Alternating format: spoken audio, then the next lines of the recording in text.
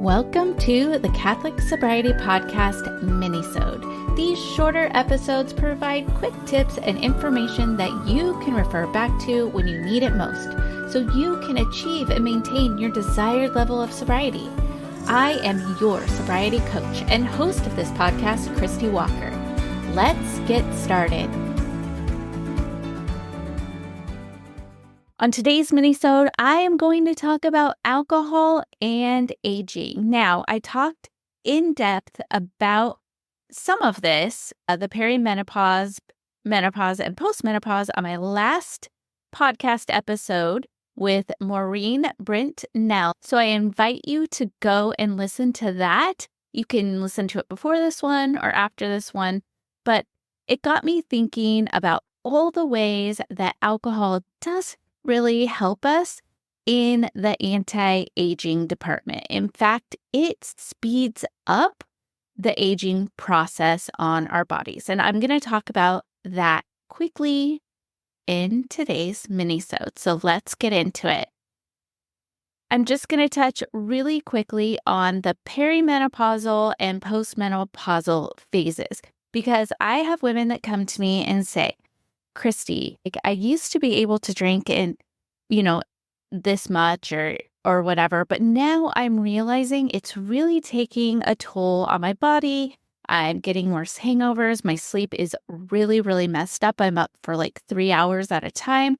And that is actually something that happens as we age. When women go through perimenopause and then into postmenopause, our hormones are all over the place. And having alcohol during these times can make it even worse, because alcohol really impacts every single cell in our body. It impacts all of our organs. It's just not great because it messes with our estrogen levels, and then it increases our symptoms like hot flashes, mood swings, and not being able to sleep well. So in that regard, alcohol is not great as we age. The next thing is brain health. Now, alcohol takes a big toll on our brain. It messes with our memory, which, let's be honest, it's already not always the best. Alcohol, it's just going to make it even worse. And there have been some studies that are showing that drinking alcohol can even increase your chances of getting dementia. These brain effects can be extra tough as we get older, making it super challenging for us to stay sharp, focused, and keep a clear mind. The next way that alcohol impacts you and ages you is, we've talked about this before on the podcast as well, organ function. Now, the liver takes the brunt of alcohol's effects, and over time, chronic drinking can cause liver disease, which makes it really hard for the organ to detoxify the body. The kidneys and the heart are also at risk, and that can just reduce our overall body health and make chronic diseases far more likely. The next thing is aging skin. Now, I know you guys don't want to hear this, because if you're like me, you try to take good care of your skin. Maybe you buy all kinds of creams. Maybe you get facials. Maybe you get laser treatments. I don't know what you do. But alcohol is not helping. Alcohol dries out your skin, and then it leaves your skin with a dull and tired look.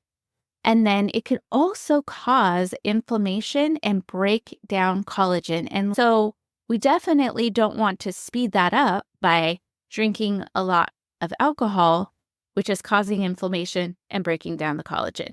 What happens then, that leads to wrinkles and fine lines, and then our faces get kind of sunken in places. And I'm all for aging gracefully, and that's what I'm going to do. But if we can kind of prevent that and not speed it up, I think that's always a great idea. Now, heart health. Let's talk about this. There have been some studies that suggest that moderate drinking could have some heart perks. You've heard red wine is good for your heart, but that is not true. It's not true. In fact, regular drinking can lead to high blood pressure, cardiomyopathy, and even a higher risk of stroke. So for women especially, these risks just increase more and more as we get older.